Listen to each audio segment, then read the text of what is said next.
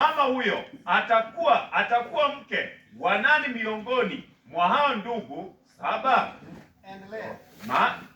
Miongoni mwa hao ndugu saba, maana wote saba walikuwa wamemwoa. Yesu akawajibu, nyinyi mmekosea kwa sababu hamjui maandiko matakatifu wala nguvu ya Mungu. Maana wafu watakapofufuka hawataoa wala kuolewa, watakuwa kama malaika mbinguni. Jo-Sadukayo penjo Yesu wachiel. Chieng' ono Jo-Sadukayo nobiro ir Yesu, gin joma wacho ni chier onge. Ne giwacho niya, japuonj, Musa nopuonjo ni ka ng'ato otho maonge nyathi, to wadgi nyaka kaw chiege mondo onyuolego nyithindo. To ne nitie owete abiriyo mane odak kodwa ka. Wuowi maduong' nokendo to otho ka ok onyuolo nyathi, omiyo chiege nodong' ne owadgi maluwe. Gima kamano bende manotimore ne owadgi mar ariyo gi mar adek nyaka mar abiriyo. To bang' tho jogo duto, dhakono bende notho. Koro chieng' chier to dhakono nobed chi ng'a kuom ji abiriyogo, nikech ji duto ne gibet kode. To Yesu otogi niya, urwenyo nikech ok ung'eyo weche mane muma, kata teko mar Nyasaye bende ok ung'eyo. Bang' chier ji ok nokendre, to ginichal gi malaika manie polo. Wijane kanyo. Sikiza hapo. Ukilo kiwachonwa niya, naambiwa ni bang' chier baada ya ufufuo ji ok nokendre, watu wataoana, ginichal gi malaika manie polo. watafanana na malaika wa mbinguni. Manyiso niya, Inaonyesha koro nyaka imany kaka malaika chalo. angalia malaika anamfanana. Kisema ni kaka malaika chalo, Ukishajua anafanana, kaka ing'e ile chalo, ndipo utajua utakapofanana. Sani kaka Jo-Kristo, Sisi kama Wakristo puonjore kudak gi Nyasaye. tunajifunza kuishi na Mungu. En shida sana. Ni shida kubwa, ni shida sana Mondo wadog e timbe moko makia chode gi nigi terruok, ili kwamba turudi kwenye mambo ya uzinzi, kaka dwatim onge nikech ji timogi. lakini hakuna namna turudi watu wanayatenda. Onego koro puonj mag wadak gi Nyasaye. Ili tutakiwa tujifunze namna ya kuishi na Kaka Mungu, wadak e polo. namna ya kuishi katika Onego mbingu, wapuonjre ka. ndio itakao tujifunze. Chunowa kaka jopuonj. Inatulazimu kama Nyaka walimu, wadog e mag pinygi nikech ji odok. lazima turudi katika hayo watu wamerudiko. Koro nyaka ine ni gologi mondo giduog kuom Nyasaye wadhiegi. Lazima utotoe watu ili wawaje kwa Mungu wawe kwenye uzima. Ndiko wacho niya, Andiko nasema wanachal gi malaika. utafanana na malaika. Malaika ma ine chalo koro chalo nade? Malaika utakayefanana naye anafananeje? Mondo ing'e niya, Ili ujue gima imanyo, unachotafuta, gima keli ka, kinachokuleta hapa, gima chokruoge mochoko, sababu ya kwenda kwenye en mkutano, ibet ka malaika. ili uwe kama malaika. Nyaka ing'e ni malaika ochalo nade? Lazima ujue malaika Mondo afanyaje, ing'e kaka ochalo, ili ujue malaika afanyaje, kaka ibiengo ochore manyaka chieng'. ndio upate nafasi ya kwenda kwenye uzima. Malaika Angalia, chalo kama. malaika afanana hivi, Ne, idhi chalo kama. utafanana hivi, Idhi chalo ni in. utafanana hivi. Idhi chalo Zaburi Katika Zaburi 51 51 Westo abich. fungu la 5, Chalo sabich. fungu la 5, Zaburi 51 fungu la 5. Kile niya, Maana yake en timi ng'e. ni kukufanya ujue. Nikech iseyudo wach ber mar Nyasaye. Umeshapata habari njema ya Mungu, Iseyudo gimiluongo ni Injili. umeshapata injili. Ma Injili puonjowa ng'eyo Nyasaye. Injili ya kitu inatupa ufahamu juu ya Mungu. Iseweyo richo. Umeshata dhambi, Nikech richo to kipuonjo. dhambi ikiwa unafundishwa, Ipuonji luoro Nyasaye. unafundishwa kukuheshimu Ipuonji Mungu, weche motegno unapewa mambo magumu mag Melkizedek. ya Melkizedek Mami bedo mosiko ni kuom Nyasaye. ya kusababisha wengine katika Mungu. King'iyo niya, Ukiangalia adhi kanye. naelekea wapi, Mani nyisi yo kumidhiye. unaelekeza njia ya Koro kwenda. nyaka wapuonji niya, Lazima tufundishe kwamba kidhi bet machal gi malaika. utafanana na malaika, Gima chalo nade? utakuwa na namna gani? Malaika chalo nade? Malaika anafananeje? Soma. Zaburi 51 kuanzia mstari wa 5 inasema, mimi ni mkosefu tangu kuzaliwa kwangu, mdhambi tangu tumboni mwa mama yangu. Asebedo katimo richo chakre ndalo mane onyuolae. Adier, nyaka chieng' mane mama makechna, asebedo jaricho. Wijane kanyo. Sikiza hapo, Nitiere kamoro kanyo. kuna sehemu Ana awuo gi joma nigi roho, an ok awuo joma pod onge kod roho. nazungumza na walio na roho, An awuo gi joma nigi roho. nazungumza na walio na roho. Ndiko wacho niya, Andiko nasema ni asebet katimo richo nyaka ya mama nyuola. nimekuwa nikitenda dhambi Adier nyaka donjo i mama. nilipokuwa tumboni mwa mama, Asebet katimo richo. nimekuwa mdhambi. Tiende niya, Maana e kinde wuok ni kuom Nyasaye kaka muya kutoka kwa Mungu kama pumzi kibiro ei mama u kuja katika tumbo la mama yako, ini muya ulikuwa pumzi. muya no Pumzi hilo ene malaika ndo malaika. kuno kinonye mama u Ukiwa unaingia tumboni mwa kibedo mama, molil ne ketino ka licho mama setimo ulikuwa mchafu kwa sababu mama alitenda dhambi. licho mala damcha Dhambi ile ya asili ya Adamu, ibiri donje iye ukaingia katika hilo, chafuka ko ukawa umechafuka diginya sae to gi mama ka katikati ya Mungu na wewe na mama, mae bilungu kaka malaika ndo inaitwa malaika. to be transferred ki hukum nya sae kibirun ku Ili mama ukiwa unatoka kwa Mungu kuja kwa malaika, kwa mama, ile hapo ni utakatifu kama malaika kama malaika. kuno kinonye mama uta Ukiwa unaingia kwa mama yako, iseli tayari tayari wewe ni mchafu, sebe de muchido umekuwa mchafu. ko nya kiriti Yesu Kristo Lazima msubiri Yesu purify onduoki akusafishe, mondi dok kaka ni chalo ka kinja sai kon mama ili ufanane na ulivyokuwa kati ya Mungu, ndipo uingie katika uzima milele. maana mimi niko wacho ni ya Ndio maana ndiko nasema katika Mhubiri apaga hiyo 12 wesa bilio fungu la 7, maana kimonya sai dua ndio Mungu anataka mondo wadokacha ili turudi kule. soma no vijana kanyo Tusome hapo. Siku ya mwisho tutaimba na malaika, tukikanyaga mji ule mzuri wa Bwana.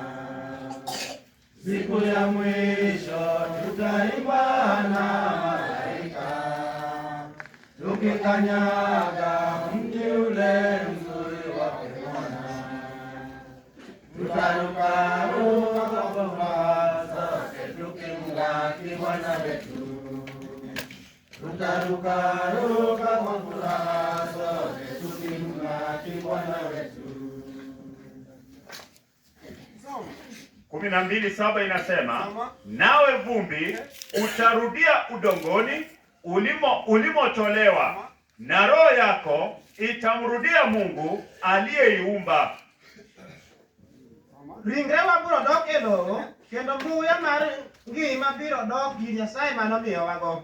vijana kanyo Sikiza hapo, ndio kumwatingo ni mwili ambao tumeubeba okelo itarudi katika mavumbi, to iwacho ni to muya to chunywa lakini roho yetu kum Nyasaye manomiyo itarudi kwa Mungu aliyetupatia. ko miyo wago samo miyo wagono Pale wanatupatia en malaika inakuwa ni malaika, judure inakuwa imechafuka eh mama pale ambapo tumeingia katika tumbo la mama. Nyasaye wacho ni ya Ndio maana Mungu anasema achiel wesa ngwen Katika- mar Jeremia katika 1:4 Yeremia, kuro tiene ni ya maana yake ka Nyasaye kao bano ukao Nyasaye ukao muyalo kum dhano Mungu akichukua pumzi akaweka kwa mwanadamu, Mungu chweo dhano kwanza kamuumba mwanadamu, kitu muchina iume kampa uzima,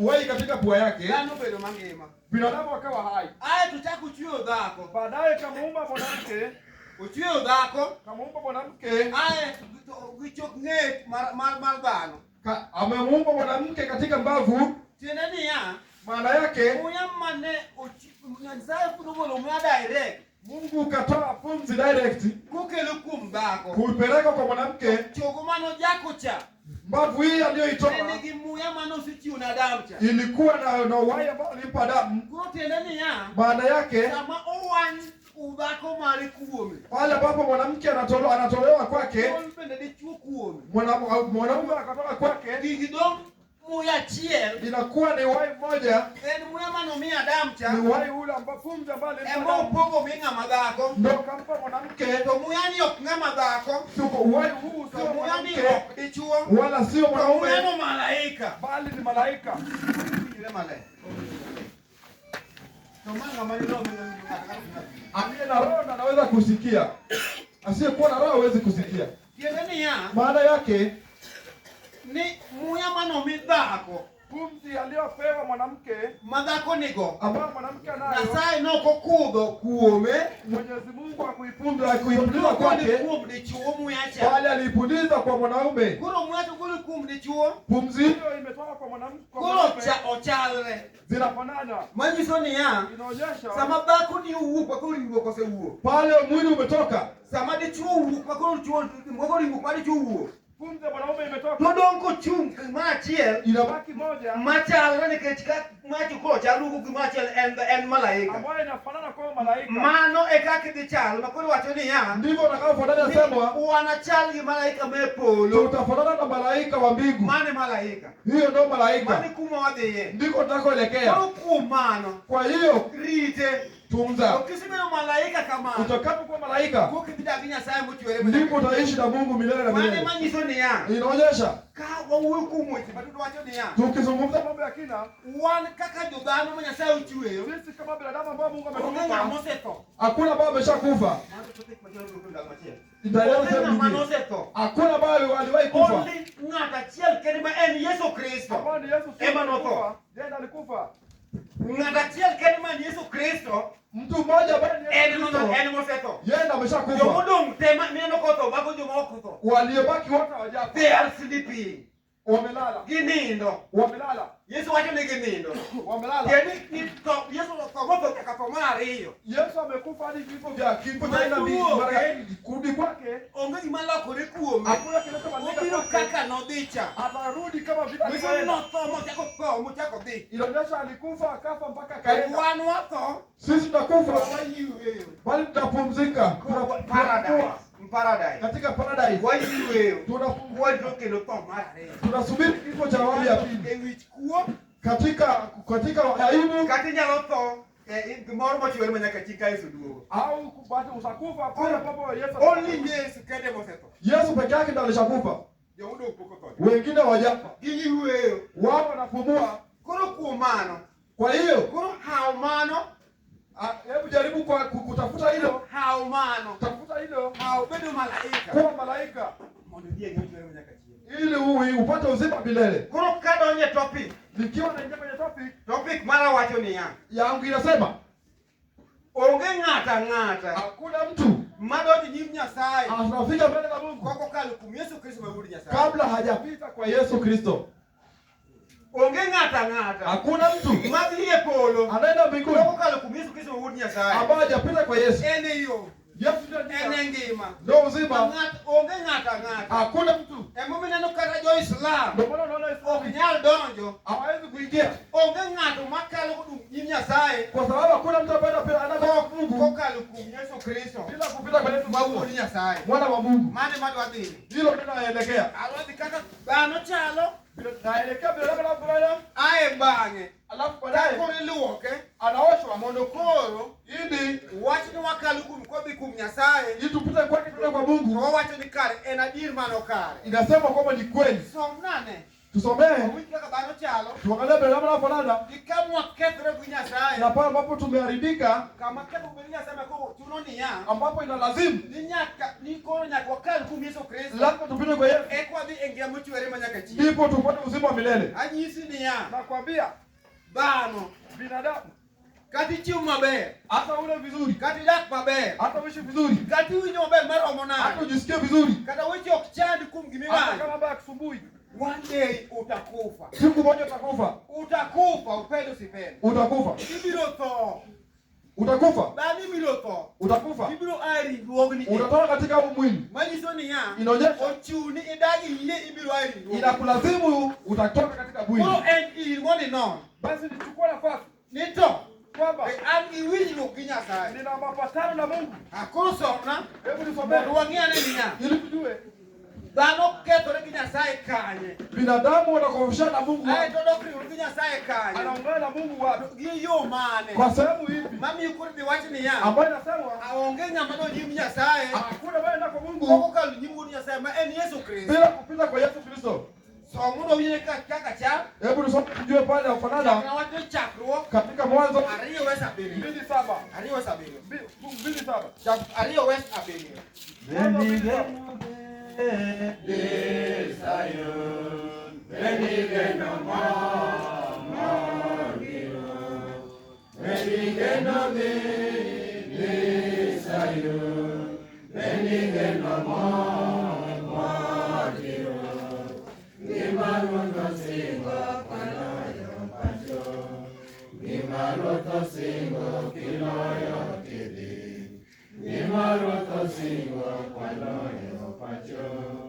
Gima tiende niya maana yake anyisi kama koth nochako gowago na kueleza pale ambapo tunaweza kunyeshewa. ni wacho niya Maana ndalo moko kuna siku Raila ndipo nimenitie Raila alipokuwepo noko niya kwa maji mangi alikuwa anasema neno zuri la kama koth chako goigo ukitaka kujua pale ambapo unaweza kunyeshewa iteni lao no goya sio kwanza kukuta imenyeshewa. neno kama no chaki Unaangalia pale ambapo imeanza ota goya gimigori nimeanza kunyeshewa migori nyaka donjo usiku mpaka imefika usiku. nini mano goyi Ndio ni kweli imekunyeshea. kuru nyakwangeni ya Lazima tujue ndani mwa Nyasaye luchwe wewe ni mwanadamu aliye na Mungu. Nikopo cha goikanye Umeanza kunyeshewa wapi? Mike tuliki Nyasaye Mpaka ukakushana Mungu. winjiro kubiro kanye Mmepatana kipindi kipi? Amuke ni winjiro no Nani ameleta mapatano hayo? Kuri wacho ni ya Mpaka unasema sasa naenda kwenye uzima. Ni nani? Lakini inasema bustani ya Edeni. Mwanzo 2:7 inasema ya kwamba basi Mwenyezi Mungu akaumba mwanamume kwa mavumbi ya udongo, akampulizia puani pumzi ya uhai, na huyo mwanaume akawa kiumbe hai. Eka Ruoth Nyasaye nokawo lowo mojwaso kendo chwego dhano. Nokudho buch ngima e dhano mi dhano nobedo gi ngima. Mjane kanyo Sikia hapo. mano dhano biro ringruok Mwanadamu amekuja katika mwili. dhano ogol kum Nyasaye Ametolewa kwa Mungu biro ringruok kuja katika mwili. Nyasaye nokawo lowo Mwenyezi Mungu achukua udongo monywaso akaufinyaga mochweyo dhano akamtinga. dhano nok nyal wuotho Alikuwa hawezi kutembea. noko nyal ngingni Alikuwa hawezi to kutikisa. nikech ne en Kwa lowo sababu alikuwa udongo. aeto wacho niya eka nokudh muya ume Ndipo pumzi akapulizia. dhano chako wuoth Akaanza kutembea binadamu. manyiso niya Inaonyesha ni kama ne dhano kudh muya ume no pale ambapo pumzi alipewa dhano ne ler mwanadamu alikuwa safi. nikech jachieng' ne pok transfer Kwa sababu shetani bado alikuwa kabiro kuome kwake. manyiso ni bustani wa Eden kaa Katika bustani ya Edeni kilazori maber ukiwa unafikiri malong'o safi mamanyombe be nigi suche na ina andiko lake bustani wa Eden katika hii bustani ya mano Edeni ne kanisa masani ilikuwa ni kanisa la sasa kisomo muma Kiingereza ambao ukisoma katika Biblia ya Kiingereza mawach Kiingereza 22 fuel ambayo inasema kwa jinsi ni bustani undik ni headline niya Yesu kisha habari ni Eden restored Eden restored masemo niya inaonyesha ni bustani mar Eden bustani ya Edeni kane Nyasaye nochwe Eden ambapo iliumbwa mokete dhano mwanadamu to akawekwa dhano macha ni kwano ka ler mane nitie nikech chini pok odonjo kanyo ilihesabika kuni utukufu. mano ne kanisa kaluwore kaka lalo kumantie Ilikuwa ni kanisa. mano kanisa Ilikuwa ni kanisa. koro wado niya Nakuta Nyasaye kosekete ka Mwenyezi Mungu alipoiweka Nyasaye ochako chwe kendo dhako akaumba ariyo gachiel 2:21. nyaka ne gini ji ariyo Walikuwa lazima waende wawili wawili. Genesis 21 inasema Soma. basi Mwenyezi Mungu akamletea huyo mwanaume usingizi mzito, na alipokuwa usingizini akatoa ubavu mmoja na kuufunika mahali pale kwa nyama, na huo ubavu Mwenyezi Mungu aliyoutoa kwa yule mwanamume akaufanya kuwa mwanamke. Kuom mano, Ruoth Nyasaye nomiyo nindo maturo tero Adam, kendo kane onindo, Nyasaye nogolo getne achiel mi nochako dino kama nogole ng'edno. Eka noloso dhako gi ng'edno mokelo ir Adam.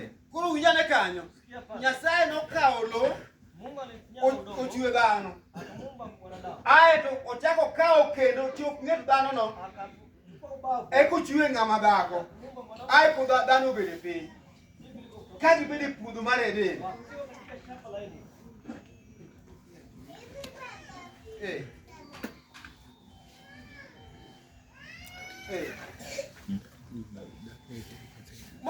Obede puodho mar Eden. Koro puodho mar Eden ka koro wacho niya ng'ama iluongo ni dhano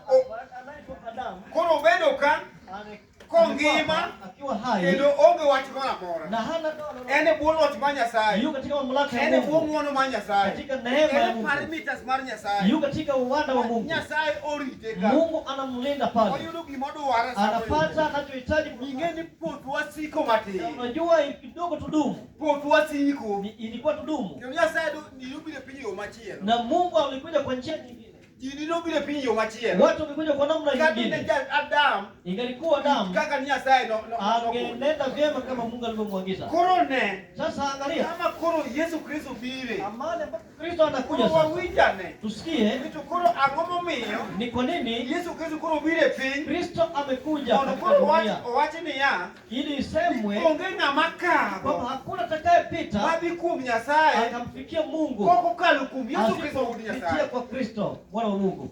Koro somo kaka wachalo. Sikia, tusikie ilivyo. Ne chieng'ni ema dhano donjo e shida. Una siku hii ndipo binadamu alipoingia katika shida. Katika Mwanzo sura 3. Shida ma dhano chakore kanyo. Mwanzo shida ilianzia pale mwanadamu Nyaka katika ing'e sura ya kama 3. chandruok nodonjo nie. Lazima ujue shida ilikuanzia wapi. King'e kama chandruok chako Ndipo wuoye iye. ujue na matatizo yalianzia wapi. Ng'ama wiye wili kama nochakore. Yule ulipo naye sahau mahali pale alipoanzia, Ok onyadhi maber. huwezi kuendelea vyema. Nikech ok iwil kama nichakori ok ijange kidhi. Kwa sababu kama ujui ulipoanzia, ujui pia unakoelekea. Be ng'ani kia kumo ae. Na ujui uliko, ina maana ujui Ok kia ulikotoka kumo dhiye. na hata unakoelekea. King'e kumi ae. Ukijua ulikotoka, utajua unakoelekea. Soma no kika ndiko wacho. Soma tusikize nasemaje? Soma. 3:1. Nyoka alikuwa mwerefu kuliko wanyama wote wa porini alioumba na Mwenyezi Mungu. Basi nyoka akamwambia huyo mwanamke, eti Mungu alisema, msile matunda ya mti wowote bustani. Mwanamke akamjibu huyo nyoka, twaweza kula matunda ya mti wowote bustani, lakini Mungu alisema, msile matunda ya mti ulio katikati ya bustani, wala msiukuze, msije mkafa. Nyoka akamwambia mwanamke, hamtakufa. Mungu alisema hivyo kwa sababu anajua kwamba mkila matunda ya mti huo mtafumbuliwa macho, nanyi mtakuwa kama Mungu, mkijua mema na mabaya. Dhano donjo e richo. Thuol ne riek molo le duto. Vijana kanyo. Hebu sikia pale. Dhano donjo e richo. Wanadamu wameanguka dhambini. Kendo kane pok ne wuongi. Maanake kabla hawajadanganywa Pod oler. alikuwa bado mtakatifu. Ne pod sawa. Bado alikuwa yuko sawa. Onge wach moro amora. Hakuwa na doa lolote. To Satan kile bila ni Lakini baada ya kudanganywa na Shetani, maandiko tueleza akawa ni mdhambi. Hebu soma tusikie alivyokuwa mdhambi. Thuol ne riek molo le duto ma Ruoth Nyasaye omiyo. Nopenjo dhako niya, bende en adier ni Nyasaye nowacho ni kik ucham olemb yath moro amora manie puodhoni? Dhako nodwoke niya, wanyalo chamo olemb yath. Nitiere seche moko. Sikia, unajua kuna wakati mwingine makisomo muma unaposoma Biblia, wale sikuru ndiko nwania kama nilivyokuwa shuleni tumeambiwa soma kile cha habari. Tiendeni ya penyo ni ya nyoka anauliza kwamba Nyasaye no wacho hivi kweli Mungu alisema? wacho kwa tiende na Akisema hivyo anamaanisha nini? Tiende no ngeo zamani wacho Anajua kama kwamba Mungu alijua alipokuwa anaambiwa. Nyasaye no wacho no kuna chamo le mwa mwaka. Kwamba Mungu alisema kwamba msiwe chochote hapa. Satani niti kanya Nyasaye chiwo chike ni. Maana Shetani alijua alichosema Mungu. Okunyise ni bako jogo kole. Yule mwanamke kumwambia. Mwenye mambo ni bende Nyasaye no kweli. Yeye ndiye anamuuliza kwamba hivi ni kweli Mungu ataka. Kuka bako cha kode. Ndipo yule mwanamke kaanza kutoa maelezo. Maana alijua hiyo Shetani. Inaonyesha kwamba Shetani alikuwa anatafuta mbinu ya kutafuta namna ya kumuingilia. Anatafuta namna ya anatoka kutoka kutembea kwake tu ili muingie mwanadamu. Kwa sababu mwanadamu anapendwa na Mungu. Mahali ndipo kwa mwanadamu ndipo kuliko na pumzi Mungu. Ndipo kunakofaa kwa kuishi. Anauliza Mungu aliwakataka kweli? Sikia vile ninavyoelekea. Dhako nodwoke niya, wanyalo chamo olemb yien duto manie puodho, to mak mana olemb yath manie dier puodho ema ok wanyal chamo. Nyasaye nokwero ni kik wacham olemb yadhno kendo kik wamule, nimar kwatimo kamano to wanatho. Thuol nodwoke niya, ng'ang' ok unutho. Nyasaye nowacho kamano nikech ong'eyo ni ka uchame to wang'u noyepi mi unubed machal kode kendo unung'e ber gi rach. Dhako noneno ni olemb yadhno ber chamo kendo lombo wang'e, mi noparo kaka onyalo miyo ng'ato doko mariek. Kuom mano nopono olembe moko mochamo. Chuore bende nomiyo moko mochamo.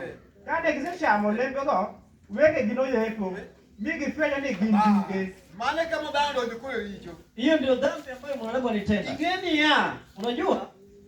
kata na Adamu nok nyal konyo.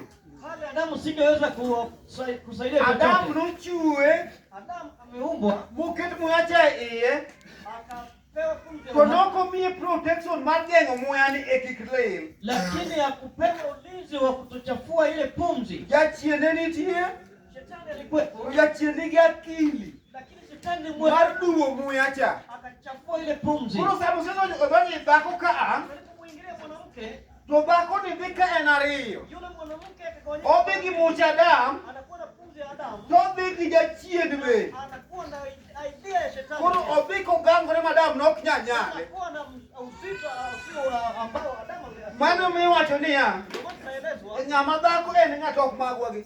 Ng'ama dhako mwanamke asiwa en ng'at mokwongo mar go mbaka gi jachien. ni mtu wa kwanza kuzungumza na shetani, To kun. lakini sio nyinyi. Awacho ni ng'ama dhako Nasema en mono ogo mbaka mokwasa gi jachien, yeye ndiye alizungumza wa kwanza na koka shetani, okelo chien kuom dhano. ndipo akaletwa kwa Adamu. Masama dhano, sama Adam nochamo olemo, Wakati Adamu amekula tu, eka wang'i oyepo. ndipo alipofumbuka Ipana macho. ang'o momiyo Unadhani kwa nini norito wang'e yepo mana sama Adam ochamo olemo? afumbuke Ipana ang'o macho momiyo? baada ya Adamu kula? Kwa nini?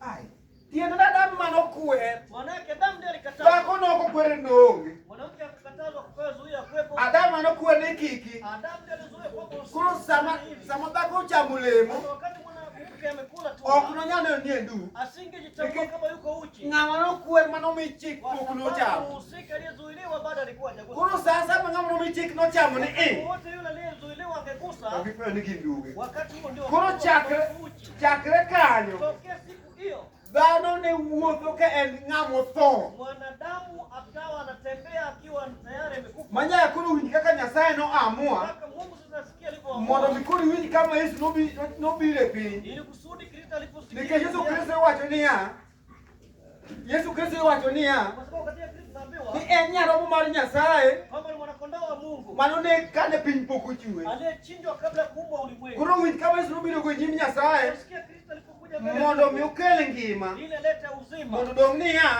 onge ng'ama donjo e nyim Nyasaye kokalo kuome. atakaingia bila kupitia. Koro somane kanyo Ina maana mondo owinj ane. hebu soma Jachien oseyudo ka dak kuom dhano. Shetani mtengeneza mahali Ma oriembo roho mar Nyasaye. na Oriembo roho mar Nyasaye kuom dhano. akatimua ile utakatifu Ma dhano dong' nono. mwanadamu akawa bado amebaki Mane mino ka Nyasaye penjo Adam niya, ndio maana Mungu ni anamuuliza Adam in kanye? Adamu uko wapi? Ipa Nyasaye nok ne kama Adam nitie. Ndani ya Adamu Mungu akujua Adamu yuko wapi?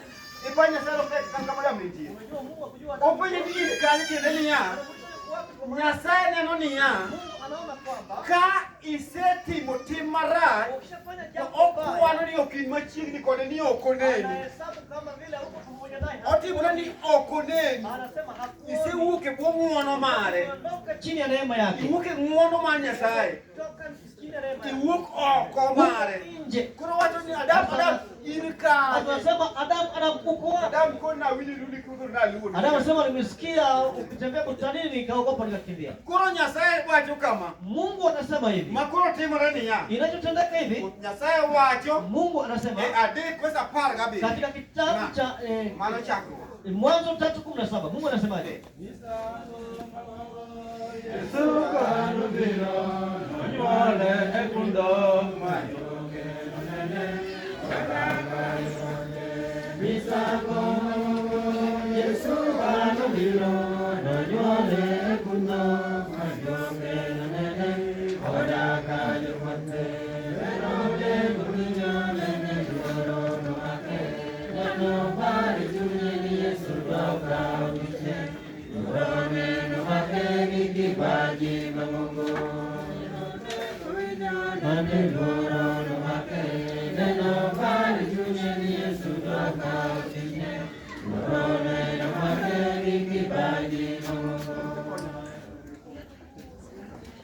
Tatu 17 inasema, kisha akamwambia huyo mwanamume, kwa kuwa wewe umemsikiliza mkeo, ukala matunda ya mti ambayo nilikuamuru usile, kwa hiyo kwa kosa lako ardhi imelaaniwa. Eka Nyasaye nowacho Adam niya, okuong lowo nikech in, nimar niwinjo gima chiegi nowachoni. Kiwinjo niya ni okuong lowo. Kiwinjo ni okuong lowo nikech in. Tiende ni okuong dhano nikech dhano okuong lowo. Ka Nyasaye wacho ni okuong lowo, ng'eni okuongo everything. Obed le, obed gimoro amora, okuong nikech dhano. Manyiso gima notimo tamruok duol Nyasaye ne duong' moloyo. Koro pod okuong lowo nikech in. Manyiso niya, lowo kokuong, okuong gimoro amora duong'. Mane momiyo bang' ka jachien obedo osedak kuom dhano, ma jachien odak kuom dhano, ma dhano ka wuotho to en richo lilo, owuotho a walking dead, to Nyasaye iyo wang'. Ne kama kelo Yesu Kristo. Ruoth Nyasaye iyo wang'. To owacho nang'o? Owacho nang'o? Owacho e chako koro 6 West Abich. Adhi piny koro 6 West Abich. Mane kama Nyasaye koro iyo wang'e ma Yesu onene. Som Mwanzo 6:5 nasema hivi, inasema uovu wa mwanadamu. Mwenyezi Mungu alipoona wingi wa uovu wa binadamu duniani, na kwamba kila analokusudia binadamu moyoni mwake ni ovu daima, Mwenyezi Mungu alisikitika sana kwa kumuumba binadamu duniani. Mwenyezi Mungu alihuzunika sana moyoni mwake, hivyo akasema, nitamfuta kabisa duniani binadamu niliyemuumba, nitamfutilia mbali pia na wanyama wa porini, viumbe vitembeavyo na ndege wa angani. Ninasikitika kwamba niliwaumba duniani, lakini no. Kane Ruoth Nyasaye oneno ni dhano osetimo richo mang'eny e piny, kendo chunye gombo mana timo richo pile pile, noparo ni kare ok owinjore ochwe dhano kendo okete piny.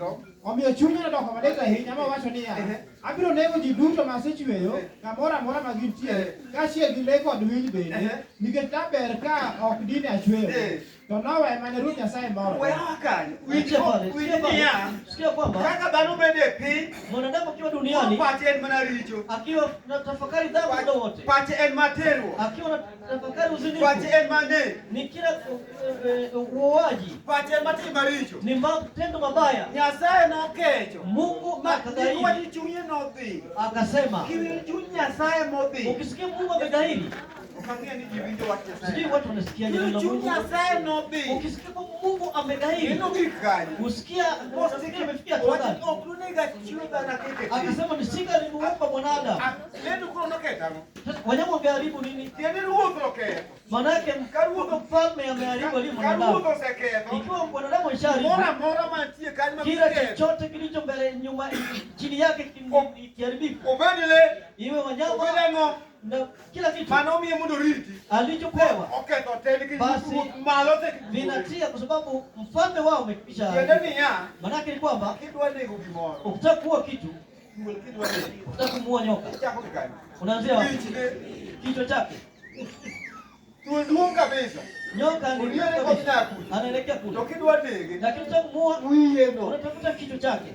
Koro wich noseketho, Sasa kikiwa kichwa kimeharibika, Koro gimoro mantie kan. chochote Nyasaye wacho ni jao te. basi kitaharibiwa. To iparo nade? Sasa unafikiri vipi? Bani nane ber mang'eny Nyasaye nyalo we. Unadhani Nuhu alikuwa na uhakika kwamba Mungu angemwacha? Noa nok be Nyasaye nyalo we. Nuhu hakuwa na utakatifu wa kuweza kuachwa na Mungu. Ne gimiyo Noa koro dong. Lakini kwa nini kinachosababisha Nuhu aokoke? Dong ka. Nuhu anaokoka Nyalo kuyo mirimb Nyasaye. kwa sababu anayeweza kutuliza hasira ya Mungu, Nyasaye nyalo winjo. ambaye anaweza kusikizwa na Mungu, Kama Nyasaye nyalo duoko kwayo mare. Mungu En anayeweza mana Yesu Kristo ma wuod ni Yesu Nyasaye. pekee ambaye Mungu anaweza kujibu maombi yake. Kanyo. Ema Hiyo tu kiwinjo kiwacho niya. ndio ukisikia nasema kwamba sio dhabihu, kama ni leo tu, toka mwanzo. Ema Yesu biro nyim Nyasaye Zaburi 40 verse 6. Zaburi 46 Yesu anakuja mbele ya Nyasaye iyo wa. Mungu anakasirika, anataka kuua. Wacho niya. Anasema Kana noko nikachuza na nisingalimuumba mwanadamu Dani mari kwato. kwa sababu ni yeye mwenyewe kuharibika. Akasema Kaji mari chope mbele. sasa hapo kwa kufikia tu mbele yake akasemaje? 40 kuanzia mstari wa 6 inasema, wewe hutaki dhabihu wala sadaka, dhabihu za kuteketezwa wala za kuondoa dhambi, lakini umenipa masikio nikusikie. Ok misango kod chiwo ema imorogo, to isemiya it mondo awinji. Misengini miwang'o pep kod misengini magolo richo bende ne ok idwaro. Omiyo nawacho niya, ere aya Nyasaye, gima idwaro ni mondo atim ondike e kitab chik. Winjane kanyo. Sikia pale, Sama Nyasaye iye nowang' cha. wakati Mungu ana hasira, Yesu biro nyim Nyasaye. ndipo Kristo alipokuja mbele yake akamwambia, Anyalo reso jogo. naweza kuokoa hawa. Reso ginade. Kuna Noko mwana niya. na anamwambia Inya reso wi. unaweza kuokoa. Ngeni okadwar misango. Sikutaka dhabihu wala sadaka. Inya reso jogi. Unaweza Jogo kuokoa osebedo joma wigi tek. wenye vitu vigumu, Osebedo joma richo. wao watu Wadwa wabaya, konyogi. utawasaidia. Ngeni ya. Ujue Okadwar misango. sitaki Kata sadaka chiwo. wala dhabihu. Idwaro moya ruo. Wewe unatakaje? Idhi e ringruok e auchiel, abich wesa auchiel. 5:6 Ufunuo. Kiki pande kano wacho nyocha. Usidhani akisema amesema Sama juzi. Nyasaye nowang' tiku bayo teno. Wakati Mungu amesemea kumwangamia mza Mane mwanadamu, ma Nyasaye timo niya. ndipo Kristo kuja mbele yake na ndipo Mungu akasema wacha Adam. Mungu akaacha uzao wa Adamu Mondo tir odhi mbele. ili endelee, Ore ka Adam odhi yude pinje motho kucho konye. ndipo Adamu akaokolewe katika kifo. Oweyo koth Adam. Anaacha uzao Mondo wake odhi mbele gi nyuolruok. uendelee kuzaliana Odhi kama Yesu bire. na ufikie mahali ambapo Kristo atakuja Joma nie piny kaka koro in oresi. ili aweze kuwakuta na kuokoa kama wewe na mimi. Odhi e piny jomotho. Na katika kuzimu Odhi pia yudo Adamu. aweze kuokoa na Adamu, Odhi yudo Adam. akamkuta Adamu, Odhi oyud joma chalo Goliath. akakuta kina Goliath E ya piny zamani jomotho kucho. katika Mondo kuzimu resgi. aweze Ae kuokoa. koseresogi kanyo. Baada ya kuokoa, Odhi e polo. ndipo aende Ochako katika puoth mbinguni malaika be. na kuwatakasa malaika pia. Hakuna mtu Ambaye anaenda mbinguni bila kuja Yesu Kristo ambaye ni mwana wa Mungu. onge kama yeye porogo kala kwa Onge Kristo. never. Hakuna. Tieni kuna dege teo mako. Ina maana sehemu hizi tatu zote Kristo ameshika. Okuodho piny ni. Ametakasa dunia Okuodho piny jomotho. katika Ochako kuzimu, puodho polo, okuodho katika malaika. mbingu na kutakasa malaika. Kok idwa dhi e polo to chiemo dalani. Kama unataka kwenda mbinguni wewe kuona na kushiba Idwa dhi e usishike. polo. Lakini kama unataka kwenda mbinguni Mak wach Nyasaye. shika neno, Ka ineno ni onego adhi achal malaika kana wacho. ukitafakari kwenda kupata uzima. Soma ne kanyo nikech owacho niya. Soma hapo kwa sababu unasema Obiro nyim Nyasaye kwacho niya. amekuja mbele ya Mungu akisema, Era Nyasaye. niko hapa Baba, Abi wacho dwaro. nimekuja Nyasaye kutimiza mapenzi kwenye yako. nia. Na Mungu anamwambia Kik ipar niya. usidhani Ni kwamba ma misango. kwamba ni Kata dhabihu chiwo. na sadaka Igolo richo ni ndizo kwa. zitakazoondoa dhambi. Richo ni pek. Dhambi ni nzito, Tamruok winjo duonda. kukataa kusikia sauti yangu. Misango gol. Aiondolewe dhabihu wala Marem sadaka, dhano. ni damu pekee mwanadamu. Gimidwaro yie mondo itimna. Akasema niko hapa. Sama nimekubali. nowacho no, fweny wach nochalo nade. Mfunuo anasema kwamba likuwaje wakati anasema hivyo. Sama owacho kamano, Maana anaposema hivyo to picha biro. mfano unakuja, Inyise kaka odhi chal. anaelezwa namna atakavyokuwa. Masano tiende niya. Maanake ni kwamba Polo te. mbingu, malaika manochue pamoja malaika te wote nopigero nono walishangaa. Ni kitu cha ajabu, ni kitu cha ajabu. Lakini Kristo akaja, ni wakati alijitoa, na alikuwa wakati huo mfano wake ulikuwa ni upi wa kutazamwa. Ufunuo nasema, kisha nikaona pale katikati ya kiti cha enzi mwana kondoo amesimama, akizungukwa kila upande na wale viumbe hai wanne na wale wazee. Huyo mwana kondoo alionekana kana kwamba amechinjwa. Alikuwa na pembe 7 na macho 7 ambayo ni roho 7 za Mungu. Unaona? Kama tutakwenda kusimulia milele, sikia neno. Na wala usiwe una doa na uzinifu. Uwe mtu mwenye tahadhari kubwa na mambo ya dunia. Jaribu tafakari mambo ya dunia wachamani. Lazima uwe tayari. Uwe kama nyoka, umemwerevu. Uwe mwana nyoka na doa. Uweze kukuta. Na utakuwa uwe mambo atakayo kuchanganya. Uwe na tahadhari wakati wote. Mambo ya majiunga kuungana, achana nayo. Uwe mtulivu, mtu ambaye Mungu amemtakasa, mtu mkamilifu, sio mtu anayezungumza. Mwanamke anahangaika, mke wako anatakiwa asifu ndivyo alivyo, sio kwamba ngoja zungumze nao. Unamsumbua, unamsumbua, hakuna upendo, mambo matendo ni mabaya. Neno la Mungu unataka na uzima, unaimba, lazima ushuhuda wako ndani ya nyumba yako, hapo ndipo lipo na uzito. Ushuhuda wako katika ndani ya nyumba yako. Mwanamke anakuelezaje? Anatoaje ushuhuda wako? Anasema jinsi alivyo, basi ujue una uzima. Ekana neno Nyarombo kochunge dier kom duong' kama ne gik mangima ng'wen kod jodongo oluoro. Nyarombo ne nenore ka gima osenegi, to ne en gi tunge 7 kod wenge 7, ma gin roho 7 mag Nyasaye ma oseor e piny ngima. Sikia pale. Niko wacho ni ya. Maandiko tueleza. Kama Yesu bila nyinyi Nyasaye. Baba Kristo alikuwa mbele Mungu. Akasema niko hapa nifanye mapenzi yako. Alikuwa anaonekana kama aliyechinjwa. Malaika wanashangaa sema Yesu liwezi. Jambo zito. Koro nyiso ni ya. Naonesha kwamba kama Yesu Kristo nobiro, Kristo alipokuja mondo kao ringruogo. Amekuja kuchukua mwili. Koyie sandore. Akikubali kuteseka. Koyie thawe. Akikubali kufa. Ili Nyasaye. Yesu echi Nyasaye. Yesu ndio manyuolo ne Nyasaye. Mke pekee wa Mungu anayemzalia Mungu watoto. Ndio maana unapotafakari ufikirie wakati nyoka analaniwa, Mungu anamwambia nitaweka uadui kati ya uzao wako na uzao wa mwanamke. Anasema kati ya uzao wako na uzao wa mwanamke. Anasema nitaweka uadui kati ya uzao wako nyoka na uzao wa mwanamke. Mbona sema kati ya uzao wako na uzao wa mwanamume? Maana kisha sema kwamba ni mwanamke. Ina maana Kristo anakuwa bibi Mungu kwa sababu anawazalia Mungu watoto. Hiyo maana ni kwamba akisema hivyo maana ni kwamba Mungu amekubali kumtoa mwanae. Mwanae anakubali, anakwenda kumwokoa mwanadamu aliyepotea, aliyemwacha Mungu, ambaye yuko nje na mbali na Mwenyezi Mungu, ambao wanatembea kwa kufa, awarudishe kwa hai kwa Mungu, wakiwa na uzima mwingine unaofaa, warejee kwa Mungu wao.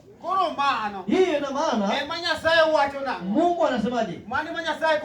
Hiyo ndio maana Mungu anasema, anasema kwamba akishakubali kwamba fanya mapenzi yako. Kose yie kamano. Akishakubali vile. Koro Yesu biro. Yesu anakuja. Kumbiri janabi Kore. Ndiye anapokuja manabii Kore ochiko. katika Wesa uchiel marisai.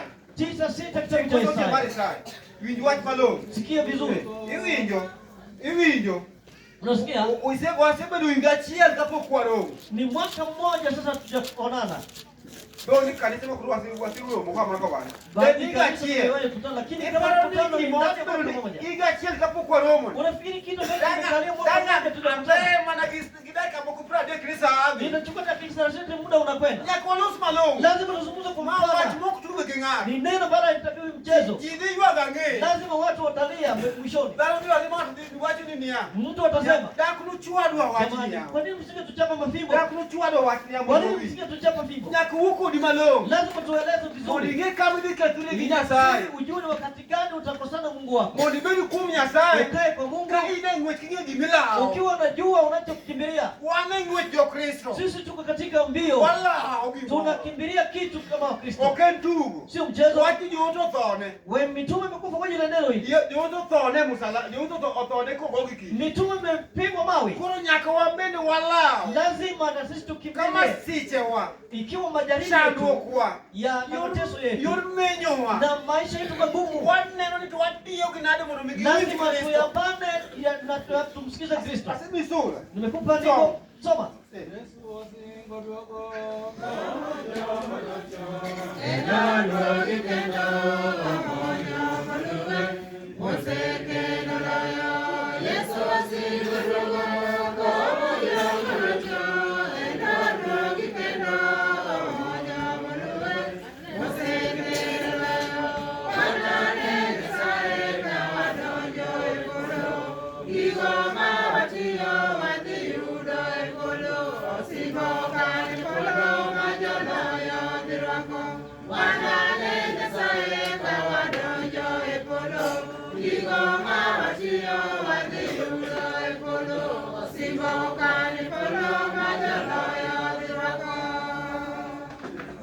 Soma. Inasema maana mtoto amezaliwa kwa ajili yetu, tumepewa mtoto wa kiume, naye atapewa mamlaka ya kutawala. Ataitwa Mshauri wa Ajabu, Mungu mwenye nguvu, Baba wa milele, Mfalme wa amani. Nikech nonyuolno nyathi. Ingeni sama Isaya wacho. Nini kino nyuolo nyathi? Ingeni nyathi no pok onyuole. Koki koni ya. Nikech en onyuolno nyathi. Ono chal nadi. Koka wadwa ng'eni ya. Ma en ng'a. Soma. Nikech nonyuolno nyathi, adier ibiro miye mawuowi, kendo loch nobed e lwete. Noluonge nyinge ni Jabura Maoro, Nyasaye Maratego, Wuoro Manyaka Chieng' kendo Ruodh Kwe. Wijane kanyo. Nonyuolo nyathi. Noluonge ni Nyasaye Maratego. Mungu mwenye nguvu. Mani pa ni Nyasaye wuon. Nafikiri Mungu mwenyewe. Maana ok Nyasaye wuon. Wan gi Nyasaye to wan gi nyiseche. Tuko na Mungu. Tomato Nyasaye. Hawidi Mungu. Ngeni wan gi Nyasaye to wan gi nyiseche. Tuko na Tomato Mungu Nyasaye. Mungu. Hawidi Mungu. To wan gi Nyasaye manyalo gik moko duto. Tuko na Mungu mwenye. Wan gi Nyasaye. Tuko na Mungu. To wan gi nyiseche. To wan gi Nyasaye manyalo gik moko duto. Mungu mwenye uwezo. Adek. Aken winjo. Tiene niya. Kuwinjo niya. Ukisikia kuwa Nonyuolnu wuowi. mwana kazaliwa, Noluonge ni Nyasaye Maratego. akaitwa Mungu mwenye Kiluonge ni nguvu. Nyasaye Maratego. Mungu mwenye Ka nguvu. iwuok kuome. Mano ng'a? Ni nani? Achiel. Wesa boro. Mano Ibrania. Ibrania. Na ni Nyasaye mane? Mungu gani? Achiel wesa boro. Mano Ibrania. Moja mlango nani Ibrania? Nonyuolnu to noluonge Nyasaye Maratego. En Nyasaye mane? Mondo kok wang'e niya, ini terowa kuom ng'a? Tutapelekwa kwa nani? Soma. Soma. 1:7 Ibrania inasema, lakini kuhusu malaika alisema, amewafanya malaika wake kuwa upepo na wahudumu wake ndimi za moto. Lakini kuhusu mwana, Mungu alisema, kiti chako cha enzi, Mungu, chadumu milele na milele. Wewe watawala watu wako kwa haki. To ka owuoyo kuom wuogi to wacho niya, a Nyasaye, lochni nosiki nyaka chieng' kendo irito pinyi gadiera. Ihero time makare, to imond gi time maricho. A Nyasaye, mano omiyo Nyasaye kanyo. Nika Nyasaye huku malaika noloko kiyamo. Ukidu gi ligek mai. Malaika no makoro konyo sani. To ko huku wuo. To ko lugu Nyasaye lugu Yesu ni Nyasaye. Tiene ni wan gi Nyasaye monyalo gik moko duto. Mungu mwenye enzi. To wan tiene gi Nyasaye mwenye Yesu Kristo. Mungu mwenye tukufu. To wan gi nyiseche me en imise wacho ber Mungu ni miungu ambao ni wewe ukishapata neno. Be ungeni lungu ni nyiseche. Unajua kwa nyinyi ni miungu. Nyinyi ni miungu. Nyinyi ni miungu. To wan gi Nyasaye mwenye Yesu Kristo. Mungu ambaye Yesu. To wan gi Nyasaye monyalo gik moko duto. Bwana Mungu mwenye enzi. Man Nyasaye duong' moloyo Yesu Kristo wacho niya. Ambaye Mungu mkuu kuliko za Kristo. Yesu wacho niya mondo ing'e kaka chal. Yesu anasema hivi. Yesu wacho niya. Ibiro nati. Malaika ok ong'eyo. Kata abe dakia. Wuora kende mong'eyo. Tiende niya. Pek ni Nyasaye. Nitie gik moko Nyasaye ong'eyo ma en bende. Mawuoyo Nyasaye manyalo gik moko. Mungu mwenye enzi. Kendo ka Nyasaye. Yeye anabaki kama Mungu. Koro Yesu Kristo. Yesu Kristo. Emu ket kaka Nyasaye ne wan. Ambaye kwa Mungu. Makoro wakadho ka koro wadhi e Ambaye ngima. tunapitia kwa uzima. Mano miluonge niya. A Nyasaye lochni mondo siki. Nyasaye luongo Yesu ni Nyasaye. Mungu anaita Yesu. Koro ka niwinjo niya. Anasikia kuwa Niluonge ni Nyasaye ma jaburo Nyasaye. akaitwa Mungu Mano Yesu Kristo. yaba Yesu Kristo. Koro Yesu Kristo koro obiro e piny. Yesu Kristo kuja To duniani. owacho nang'o? Anasema namna gani? Yesu koro obiro. Alipokuja To ere kaka ochalo? ako namna gani? Koro kinyuole. Akazaliwa. Owacho ni. Anasema hivi.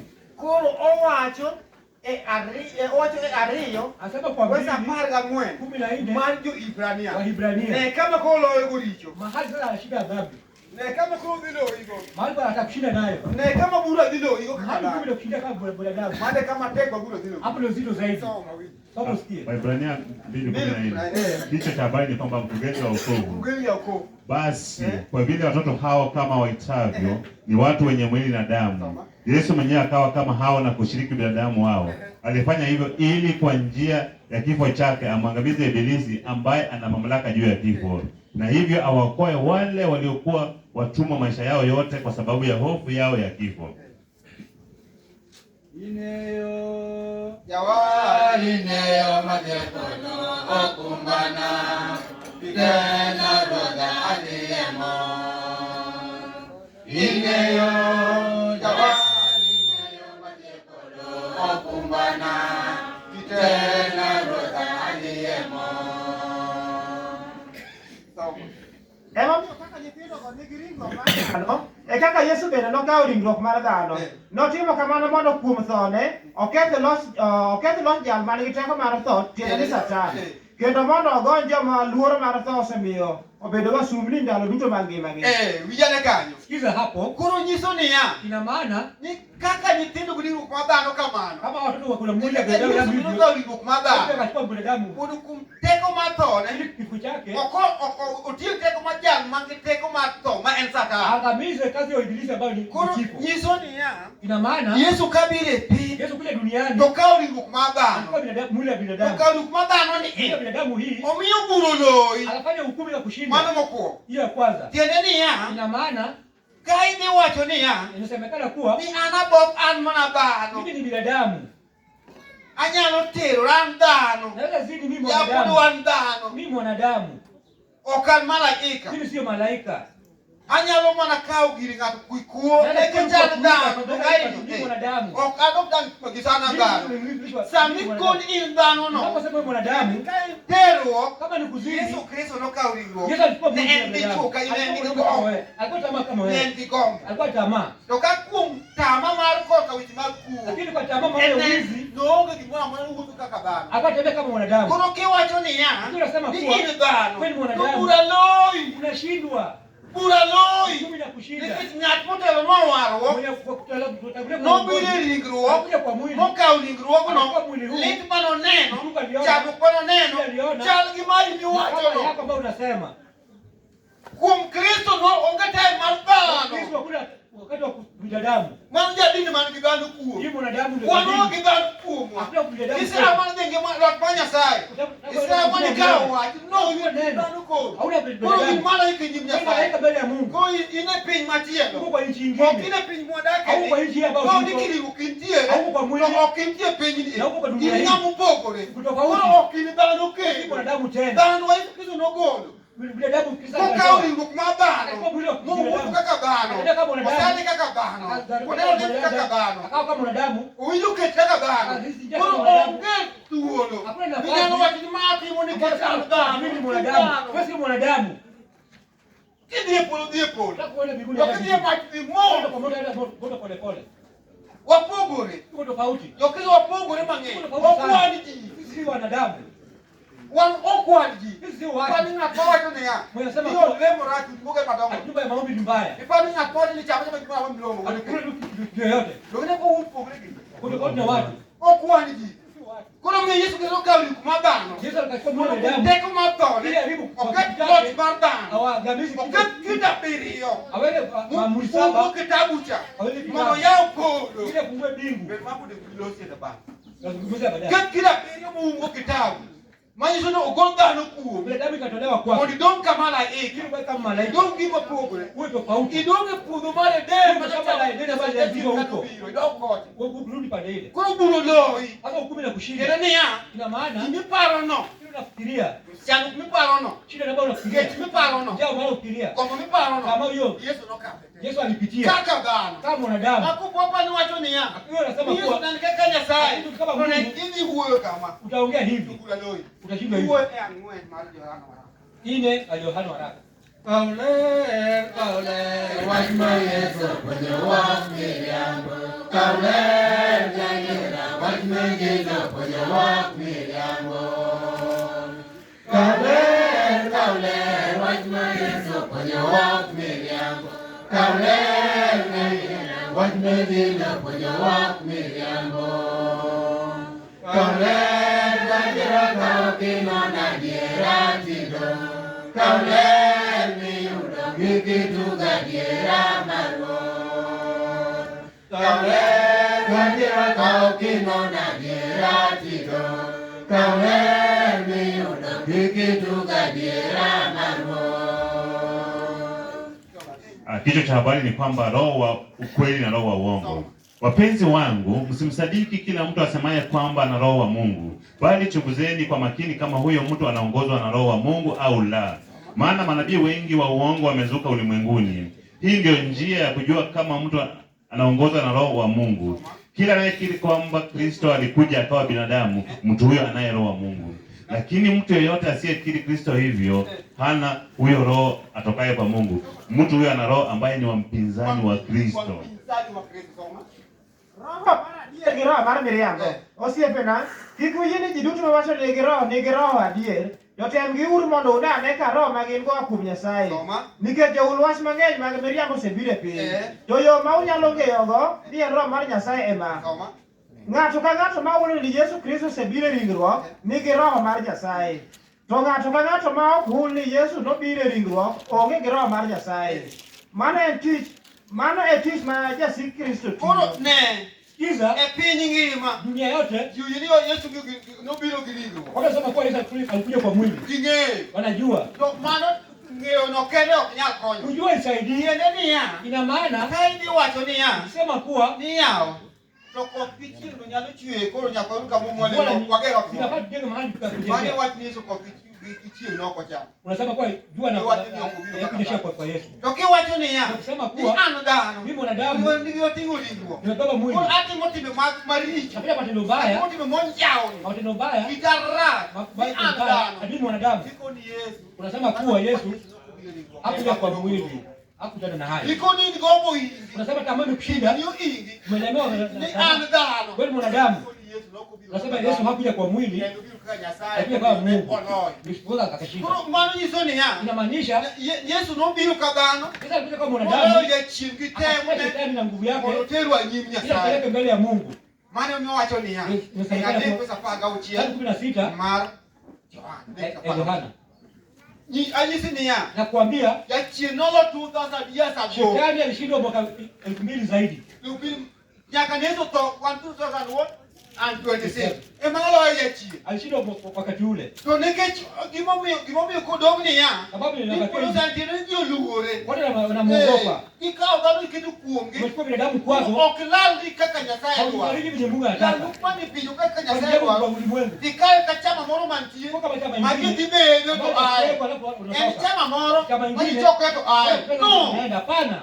wach nyasaye ngima Neno la ma Mungu linatafutwa. en gimitiyo ne Inafanyiwa kazi. en gimidam ne Inatafutwa. en gikang'ama tiyo puothe Kama unapeleka kwa shamba mondo yako. giyudo pesa ndalo mabiro en gimichwero ne luya Toa jasho. wach nyasaye chwero ne Neno la Mungu luya toa jasho.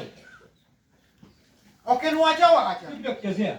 ok en wach ni wasechokore Sio ni wan jokristo wabedo piny Hapana. en wach minono matut Inaangaliwa ndani. kendo en wach ning'eyo ni dhi kelo gi kum mochwere Inakuja hukumu pia milele.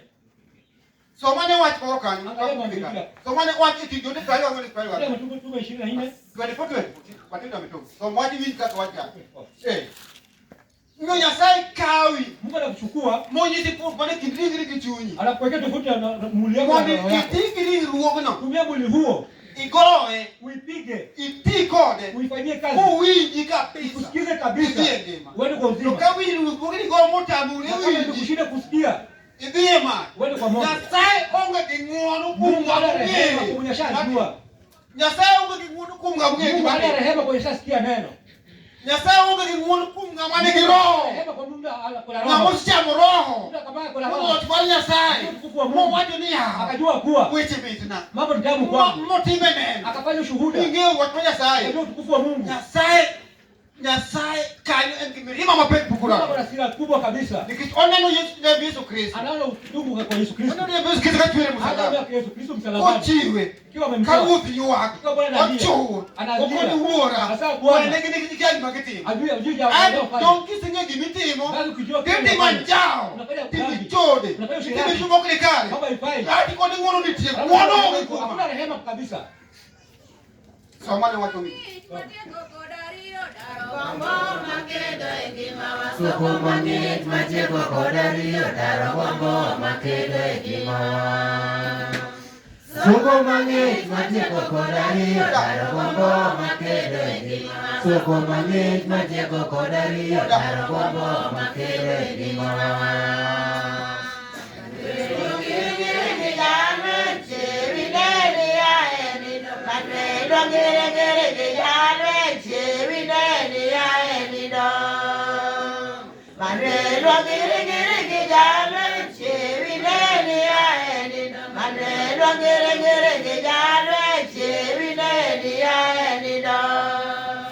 Kichwa cha habari ni kwamba Paulo mbele ya Felisi na Drusila.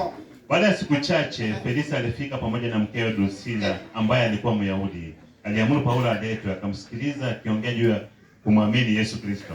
Lakini wakati Paulo alipoanza kuongea juu ya uadilifu, juu ya kuwa na kiasi na juu ya siku ya hukumu inayokuja, Felisi aliogopa sana. Akasema, kwa sasa unaweza kwenda, nitakuita tena nitakapokupata. Bang' ndalo moko, Felix nobiro gi Drusila chiege ma nyar jo-Yahudi. Ne oluongo Paulo ire, kendo nowinje kowuoyo e wach yie kuom Kristo Yesu. To kane Paulo dhi nyime ka wuoyo kuom bedo makare, kendo kuom ritruok kod chieng' bura mabiro, Felix nodoko maluor, mi owacho ni, koro dogi, to chieng' moro nachak aluongi ka ayudo thuolo. Paulo wuok kuom bedo makare Uadilifu anaongea bedo Paulo. makare kiwuok kuome Kiwa anaongea kwa uadilifu, utasikia vibaya. to gi ritruok Na kujilinda. wicho mag piny Na kwa sababu ya to gi ukweli. kum mabiro ne Hukumu mano bado inayokuja. koni aa Sasa hapana. kanyo wekele Hata kuongea kwa hii hapana. ng'uono ma Nyasaye onge giko Rehema ya mama ya Mungu bado iko. ok oyot Sio rahisi. Paulo wuok kuom weche adek Bado anaongea kwa bedo makare uadilifu. nikech iwe wach Nyasaye Kwa kusikia neno la Mungu. bedo mapiny Kwa kujilinda kwa nyaka ikete kum bende mabiro ne Hukumu bado mano inayokuja. wek weyo keto kum Hukumu bado baya. iwuone ng'ato kuom bedo ga makare ketne kum mabiro kuom gino mondo obed maluor mondo owetim maricho mondo olal kuom Nyasaye odhi e ngima kik ithiedhe ka ng'ama ok tuo Mgonjwa. Ini kama tu. Ukibuka Ndio mgonjwa. ma chalo kama. Mama kwa uko hivi. Nyathi kiloso godo. Ndio kila mtoto. Ikone mama kupone ndio Ndio hivi kuchwadi. Kanya pini ngepuonj machalo kama. Ndio ndio Kristo mikone ni ya. Hata Mkristo pia mwambie kuwa. Ma kupone okiti. Hii kama ufanye. Ndio mtu mmoja chini bai. Usime mdai Ndio ngeka kuhusu anapaka ndio anatembea. Maana wacha sasa. Neno la Mungu. Watu wanodhienge. Kama kwa uzima. Pinyoru. Tunaisha. Wewe ubembeza jipinyoru. Ubembeleze watu. Kama ndio binga mko. Wewe hataki pia awache. Be okwet ma mwana midwa. Wacha soki moja amen. Wayale kama. Wali tore. Wadhienge. Mano kende. Ndio peke yake. Kendo ankupo hapa ni wa Nyasaye. Sio neno la Mungu. Nini tika mo diketo rego. Tika mi diketa donye timoro mo kumeka. To ila yewe. Nimekubali kuache. Nataka neno la Mungu ambalo liniita. Adoki wa Nyasaye Nataka neno la Mungu ambalo Mungu alipatia. Anya paro wacha chie. Kumbuka neno moja. Kaja Nyasaye mundu tie. Baba tieno. Mama ndio maluki kibai kabisa. Ambalo kwa pia Kwa bia. hiyo wa Nyasaye. Kumbuka neno la Mungu. Upo na nia. Hapa niambia Una doyo. Mwanadoyo. Kaja Nyasaye kama kilo na wa. Kwa mzee dada Ndio jabe. alikuwa mzuri. Ndio wako lema le. Alikuwa vizuri. Ndio nanyie. Nilimwangalia. Makone ngati niko wecho. Sasa huyu mtoto kaje sherati. Tuadile mko. Taomba naye.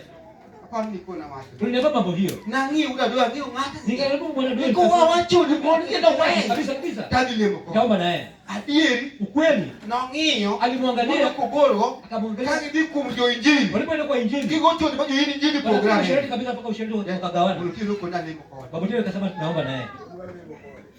Ile mko na. Bado anaomba naye. Eti ndo bidu makali. Yati Nyasaye wuon. Mtumishi wa Mungu. Kawan magari. Kama tuko Madari. Nairobi. Huko Nairobi. Wangu wiu na gola. Bado mwana Huyu unagola. Huyu unagola wango. Mtu Huyu unagola koni ya. anasema hivi. Mano koni ya. Anasema hivi. Ni kweji makiki. Mambo ya Onge wacha sio sana. kwa mambo ya Mungu. Kwa jogo huyu nyuma mnaria re. Kweji makiki. Mambo ya usi. O watu kamano. Anasema hivi. Ba uwe. Tuongee tu. Jelumu tu no uwe. Ndio bado kaongea. Toka ya sana no pero ba to ko ya de. Mshonga akakuwa karibu na mimi. Kwa ya hichi mbio. Wacha nimwangalie ndugu hiyo. Tokana uchungu. Aliposimama. Tosoma la sura. Uwe tosoma sura chia. Ndio ndiko moja. Ukone ya. Akasema kuwa Ile kaka upa. unafikiria Paulo wacho ni ya. Paulo sema namna gani? O wacho tembe ngelo kaka am. Ungekuwa kama ni mimi Tokana ko timate roken. na mimi ngombe Ngalo kuzidi. nego belikoni chia. Sababu awe na mke wake. Toka ko ya sasa penyo ni ya. Mtumishi wa Mungu anasema. Tokati mate ro kweli mangeni belo ko muna re. Kama kuzidi sasa mkoa wa Ko belo mangeni belo ko re. sasa tu wakati sasa Ya chimo ku bui no chimu ko. shetani ya uongo mama sasa Dan we chigina siku Dani, kwa kijiji tena kwa. Ma O no pogo re. nyumba ikagawanyika mara mbili. Kati kama anti. Hapo ndio mahali niko mpaka wakati huu. Mwana onge bwana. Hapo ndio mahali niko. Ana uun kaka nai basa. Mimi kama na Kana daka mabeli dia daka maja lugu. Kama cha lugu. naishi mpaka msuni. Na hapa ni dimba to sibiro bwana ndio kwa daka. Nimeshakuja kwa nyumba yangu. Ndimula ko. Kama makana ati ode mabe. Mangati ngama kwenya. Kule mwenyeza Ngama dako ko ni daone ke piniti mama ni Maji ono. kwa pale. Ko donyo to ko wuogi. Hawezi toka. Onya lugu kan kinsa Hawezi hapa. toka pale. Mabe. Vizuri. Ma onge watu mwa. Hakuna mambo yoyote. Hapo kwa nyumba yangu. Kendo kunyal kwenyo. Tena mwezi kugundua. Tone. Naangalia. Nikitro mara Nyasaye ni Sababu ya roho ya Mungu ako ndani yangu. Aneno Yesu Kristo kanena. Naona Yesu Kristo akilani. Okanega ampi yoda. Vipita vya binadamu. Kata numa nini? Vipita binadamu. Yesu Kristo ni Naona Yesu Kristo kanena. ananiona. Siwezi fanya. Hapa ni Yesu Kristo ni. Yesu ananiona. Kono kanega ano. Sio binadamu. Tokana aneno ni dano. Na kama ningekuwa na Mwanzo Mungu. unga manya lopwe. Hakuna mwenye kugundua. Aneno Yesu Kristo. Naona Yesu Kristo. Emanena. Ndio, Unaenda kumkue. Ale- Abelo mabe. Kwa njia nzuri. Jirani wo. Jirani unashangaa. Kaka jimjo njao ni genene. Majirani walikuwa majirani wanashangaa. Oh wako lembu ni boga kaka. Mambo hili tulipata. Nakoni mane kaka. Nasema hivi. Ko omiya wacho ni ya. Kama nasema hivi. Kitu hadi wa Nyasaye. Kwenda kuzima umeme. Nyaki chandri. Lazima usumbuke. Chanduken go ringruogni mondo winji. Kupiga mwili kusikia. Mago weche mwasene wach Nyasaye ka. Chaji fariki kwa Emomiyo mate mise. hiyo ndio msingi. Ok tim mate mise. Sio matendo, hiyo ndio Misi msingi. mani jodong karigo keto niya. Msingi ambao Richo iweyo ok na tim. watu haifanywi. To nengo likum Yesu Watu Kristo. kwa Yesu Kristo. Ka Yesu wacho niya. Kwa Yesu anasema hivi. Lokri iwe richo ni. Gairi dhambi. Iyiku wacho be lokri Wa iwe. dunia habari njema. Loko wacho lokri Gairi iwe. wacha. Wacha. Pile pile, wajini, pile pile, pile pile, Watingima tando chunya pile pile. Watingejo biogorojo. Sayogore kumra bimanago. Joano simeo neno karo lor kone. Rido lero utele machoko pesa. Bigi majo mamole bigi ami.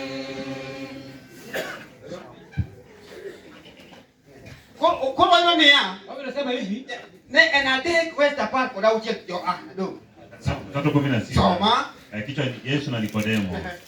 Maana Mungu Soma. Mstari 16. Inasema maana Mungu aliupenda ulimwengu hivi hata akamtoa mwana wake pekee ili kila amwaminie asipotee bali awe na uhai wa milele. Soma. Nyasaye nohero piny ahinya kama omiyo nochiwo wuode ma midera mondo ng'ama oyie kuome kik lal to bed gi ngima manyaka chieng'. Ujane kanyo. hizo hapo. Niko Nyasaye no ero piny kama. Kama ulimwengu hivi. Ndio ni sama Yesu pia nyimi Nyasaye. Yesu kwenda mbele ya To Yesu. oyi Nyasaye bedo yi. Mungu pia akakubali. To wacho niya. Anasema kuwa Nochiwo wuode bang' temra. alipenda Mungu Mondo mwana pekee. ng'ama oyie kuome. Kuamini Ndio ngima manyaka chieng'. asipotee ulalo na uzima wa milele. Sego niya. Anasema kuwa Kaka Adam. kama mwanadamu, Dhano mokwongo. mwanadamu wa kwanza Nokelo tho. aleta kifo. Waji notho. Wala wakufa. Nikech richogi. Sababu ya dhambi Ng'ato yao. notho. Kila mtu alikufa. Ni wawuotho walking dead. Kama tumekufa. Iwuotho ka ng'ama Kama otho. ushakufa. Jo mineno kanie piny ni. Ndio unatembea Jodini mawuotho Watu wa mineno. dhehebu ambao unaona. Magi jomo sanduge mawuotho. Hao matanga tayari. Ukirwacho ber mar Nyasaye. Hawajapata habari njema ya Mungu. Ukikia habari njema. Hawajui habari njema. Mar Nyasaye. Habari ya Mungu. Ukitudri gi Nyasaye. Hawajaungana na Mungu. Mungu ni magi joma wuotho kwa baba. Wanatembea kama wamekufa. Koro wacho ni ya. Sasa semekana Ni kuwa Nyasaye ni oro wuode. Mungu alituma mwanae Ng'ama oyie ili mwenye kuamini kwake To yud ngima manyaka apate uzima wa milele. Yesu ngima manyaka chieng' yudri kuom Kristo. Uzima wa milele patikane kwa Yesu. Koro luongo wani. Anatuita hivi. Luongo e achiel. Moja, apar gaboro. Mambo 18. Kako chakuti mano kuongo luongo wa. Anatuita Koro wange mano kuom joma ngima. kwa wetu ambao wako hai. Mano koro mako joma ngima. Wenye wako hai. Omako joma pod nitiere. Wale wako. Oluongogi. Anawaita. Joma ngima kako e ngimani. Kama wewe uko hai, Koro luongi. anakuita. Owacho nang'o janabi koro. Mnabii anatabiri. Isaya. Isaya. Mano koro oyando wacho joma ngima makoro Anahubiri kwa watu ambao wako hai kama sisi. Osekawo ringruok Akachukua mwili, molo piny gi buru. akashinda hukumu na Osekawo ulimwengu. ringruok Akachukua molo mwili, ringruok gi buru.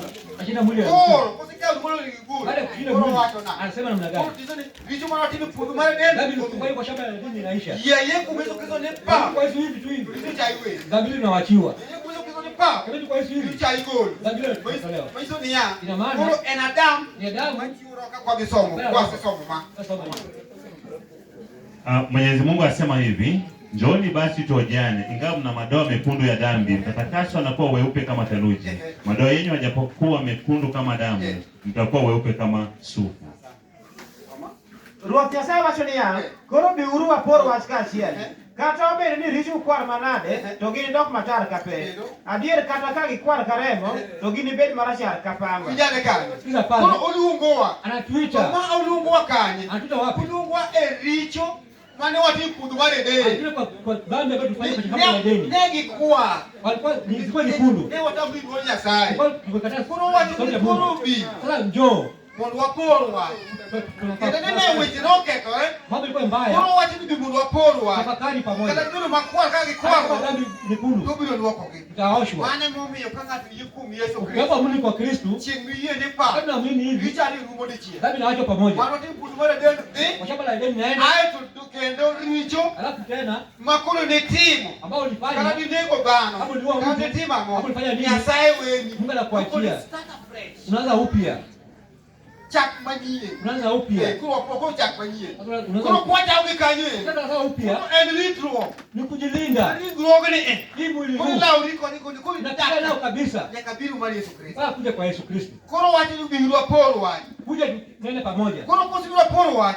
Neno Kaeto pamoja. kosebiro muporo wach. Kuja pamoja. Yie kuom Kristo. Mwili kwa Kristo. Yie ni gamo chiro manyaka tigni Kuamini kuzima milele iko. Koro koni niya. Sasa unaambiwa Koro ko apar kabiro wes pradek. 17 mlango 30 Matendo ya Mitume. Wes pradek mar jokon. Winj wach malong'o. Koro ka gikanyo. Ukifika pale Tiende ni iseyie kuom Yesu Kristo. Ukishaamini kwa Yesu Kristo, wasebedo usiwinjuru gi Nyasaye. ukishaelewana na Mungu, Kikalo kuom Yesu Kristo. kwa Yesu Kristo. Iseyie ni Yesu. Ukishaamini kwa Yesu ni Bwana, Iseyie kuom weche mowacho. ukaamini kwa maneno yake, Isebedo ja Kristo. kwa Mkristo, Iseweyo din. ukishaacha dhehebu, Isewut lemo. ukishaacha maombi, Isebedo achiel kuom apar. maombi ya fungu la 10 maacha, Mimi bende kota ja Kristo. ukabaki wewe ni Mkristo, Koro siemo niya, inaonyesha kuwa nyiso ni oyueyi mane timo kane pok ing'eyo adiera. umeoshwa kwa yale ulikuwa umefanya bila kujua kweli. Iwacho ni Inasemekana hivi, bang' golo mano, owacho nang'o? baada ya hilo inasemekana Soma. mlangani. Gima to nie polo. Gima to nie polo. Iwarindo jalweny otelo loyo. Gima to nie polo. Gima to nie polo. Iwarindo jalweny otelo loyo. Kata masijema. Kata masijebiro. Aywa Krista. Kata masijema. Kata masijebiro. Aywa Krista.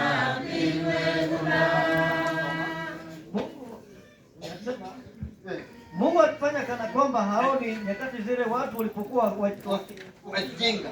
lakini sasa anaamuru watu wote kila mahali watubu.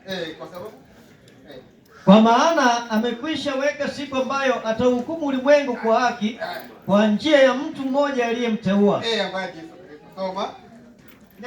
Nyasaye ok odewo richo mane ji timo kapod ok ging'eyo dwarone. Winjane kan, owacho niya, Mungu anasema kuwa Nyasaye ne ok odewo. Mungu hakujali. Mano ka koro biro kuom Yesu Kristo. Kuja kwa Yesu Kristo, Nyasaye wacho ne ok odewo. Mungu hakujali. Richo mane timo kane pod Dhambi ambayo uliyofanya, Israeli wacho ni kane pod in mjinga. kama bado ulikuwa bado Yeye mjinga. ng'ama pok oyudo roho en mjinga. Kama hujapata roho wewe ni mjinga. Ng'ama pok oyudo roho en Kama mjinga. hujapata roho wewe ni mjinga. Ma ng'ama pok oyudo roho ok inyal kume. Hujapata roho huwezi hukumu. Ka ng'ato oyudo roho ni Hujapata roho, to koni koni ya Nyasaye ne ok oyudo richo matimo kane pod ifuwo. hakujali dhambi ambayo To ulifanya. koro osekolo chik Akatoa sheria, ni ji mondo owe richogi watu wagairi. nikech osekelo chieng' mobiro kume. Shaweka siku ya kuhukumu watu. Manyiso niya, Ina maana yudo na roho. watu wawe na roho. Mayudo roho. Ukishapata roho, Abeja nado ayudo roho. umepata roho. Koro kanyo chik nitie. Hapo sasa kuna sheria. Ikoni niya, Naambiwa koro kuwa dak kamano. ishi hivyo. Ma Paulo wache ochiko. Wala sema kwa Wewe tisa, bali kod abiriyo. roho 27. Mani ikoni modak kamano. Aishi hivyo. Koro chalo diel. Ringo chalo diel. Mwili inakaa kama kaburi. Diel. Mbuzi. Au kama mbuzi. Ringo chalo diel. Mwili inakaa kama mbuzi. En igeng'e ka diel. Inazuia kama mbuzi. Be nitie ng'ama osekwa diek ka. Ikwa diek gi chando. Chatunga mbuzi. Ng'a kwa diek Unatunga mbuzi. en gi rungu Hapo na fimbo to gi kite. na mawe. Mago nyaka obedgo. Lazima awe naye. Nikech diel wuok ni Mbuzi anatoka hivi. dakika mineno ni to en e puodho kuch mano kidi gole. Mawe To inamtoa. kodok machiegni lungu gi rege. Fimbo inamzuia. Mano nyaka kwa diel. Ndio. Te ka gikwayo ringruok. Ndio pia mwili pia. Eka gimiting'o cha. Kila baba beba isipotee. Nikech kaka in kani. Venye uko hivi Kaka in kaka jakristo. kama Mkristo Ichalo nade. unakaa namna gani? Ji mang'eny to tindo ka ok Watu wengi pengine nitiere agulu. kuna pengine chungu, Agulu. kuna chungu Nidwaro ne tach. ilikuwa inawekewa pengine Tidhi idiene. kitu ya kuibeba. Nikech onyalo gore piny e sa asaya to agulu gore piny to ok resi. Hawezi saidika. Mine na ompiga agulu e aora. Wanakuwa na chungu ya Tach kuwateka maji. koro ong'e control. Amejua kubeba kwa kichwa kabisa. Control ema Hawezi anguka. Nikech mak ok makre. Hata hawezi shika hivi. Nyaka ogik dala. Mpaka afike kwa boma. Tach kopolo lenge to ogoye piny. Na kuna kitu ambacho kimeshika kwa kichwa. Koro gichapuonji niya, Sasa tunafundishwa kwa wach neno Nyasaye la Mungu chalo kamano. hivyo. En kotore Ikipasuka ok jowe kendo. hauwezi chukua tena.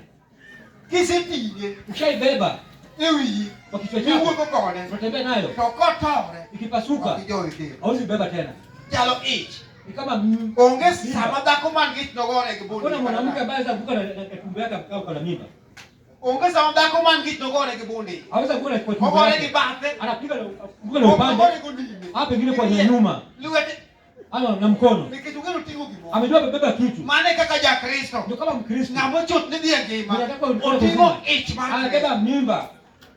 Na kwenda kwa Paulo uzima. wacho niya. Paulo anasema hivi, Ni on koro ka ngima. mimi siko hai. Kristo ema Mimi ngima. ndio kawaida ndani yangu. Oting'o Kristo. Amebeba Kuni Kristo. dembe. Mang'eny. Unabeba kwa njia nzuri. Gima dimi ila. Kile zafanya upotee. Kimatimi ila. Kile zafanya upotee. Wewe unakuonyesha. Samson kangu. Sababu hapo unaenda vibaya.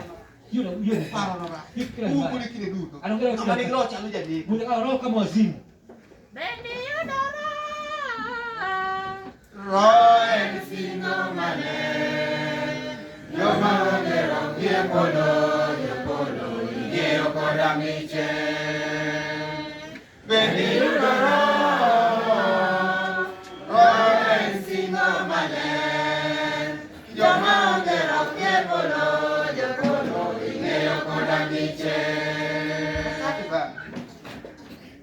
9:27. Naupa mwili wangu mazoezi magumu na kuutia katika nidhamu kamili, nisije mimi mwenyewe nikakataliwa baada ya kuwahubiria wengine.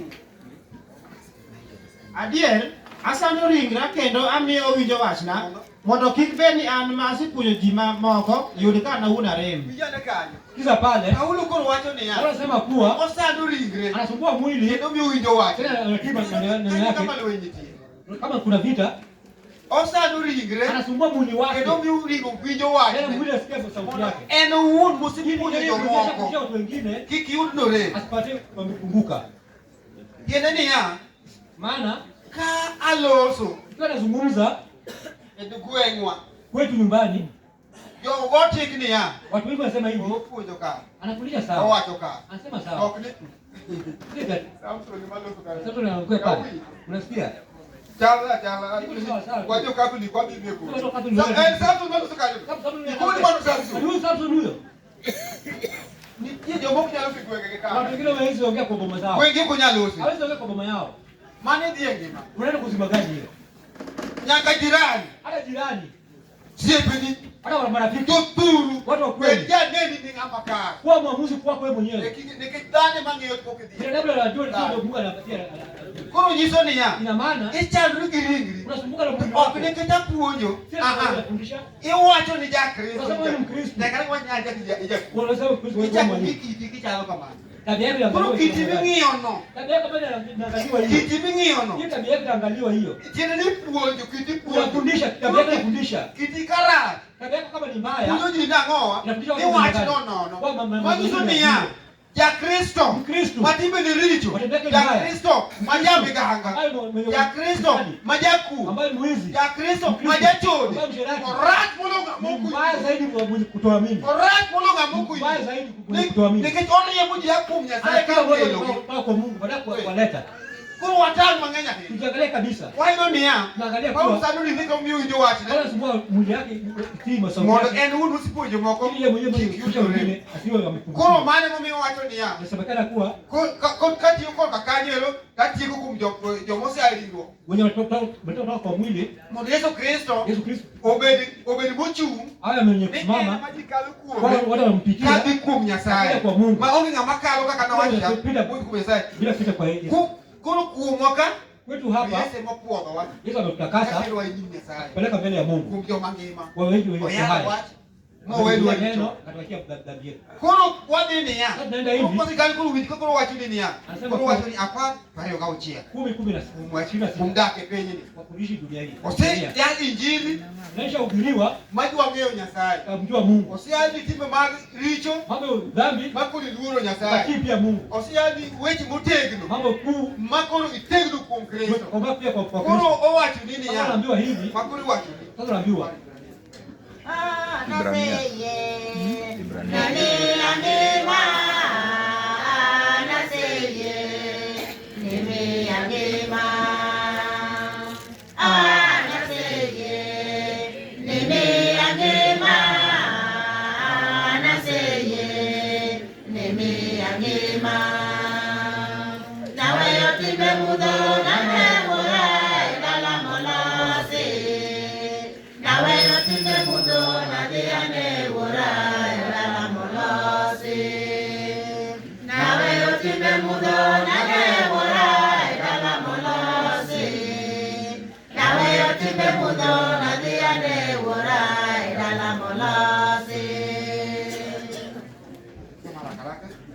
Maana tukiendelea kutenda dhambi makusudi baada ya kufahamu ukweli, hakuna dhabihu iwezayo kutolewa tena kwa ajili ya kuondoa dhambi. Linalobaki ni kungojea tu linalobaki ni kungojea tu kwa hofu hukumu ya Mungu na moto mkali utakaoangamiza wote wanaompinga. Kawa siku watimo richo mana yiem bang'e yo adiera, to onge misango moro ma pod odong' manyalo golo richo wa. Gima odong' en mana kibaji. Kwang'eyo ni wachomo bura gi mirima mager kamach ma Nyasaye biro tiyogo joma otamore yie. Koro winj kanyo. Kisa pale Ni koro. Koselupi. ukishaoshwa Misi kum Nyasaye. Unaamini kwa Misi Mungu. biru ja Kristo. kwa Mkristo. Ndio wachi ni koro. Na sasa Basi kwa timu bali bangu ya bange adiera. baada ya kujua ukweli Onge Nyasaye. hakuna dhabihu. Kwa timu marko yiem bange adiera. Kimaksudi baada ya O kujua yiem timu ukweli. timu ibige. Kimaksudi baada ya kujua. Rosi do jukumi. Rasha kuingia. Koro kin mjinga. Sasa wewe sio mjinga. Leo gimeti. Ukishajua kile unafanya. Rosi kodi. Roho inaongea na Oh wewe. baka kodi. Inaongea na wewe. Kamora mora. Koro okin mjinga. Wewe sio mjinga. Koro ni kitimu bange adiera. Baada ya kimaksudi Onge baada ya kujua misana. ukweli hakuna dhabihu. Yesu akakile. Ila kuvi kila wakati. Ni chien mugi. Mara moja peke yake. Wakristo Baada ya kujua ukweli. hai wenzangu, na upanga umewekwa miguuni mwetu. Safari yetu inaisha duniani, hakika njia iko salama kwako. Wakristo leo tuko hai wenzangu, na upanga umewekwa miguuni mwetu. Safari yetu inaisha duniani, hakika njia iko salama kwako. Waino ni ya. Wapata Ni kuwa wako yiem onge misango. baada ya kujua ukweli Mane hakuna momina dhabihu. no kandiko wacho Sababu kama. andiko nasema hivi. Ndiko wacho ni ya. Nasema hivi. Koro wapogore. Tuko tofauti. Koro kanya Yesu okelo singruok. Ikiwa gari Koro imeletwa wapogore. tuko tofauti Kikaka joka Musa ne chi. na watu wa Musa walikuwa wanatembea. Wapogore kodgi Tuko ka. tofauti nao hivi. Kanya kinge. Hapa lazima ujue. Ya wakin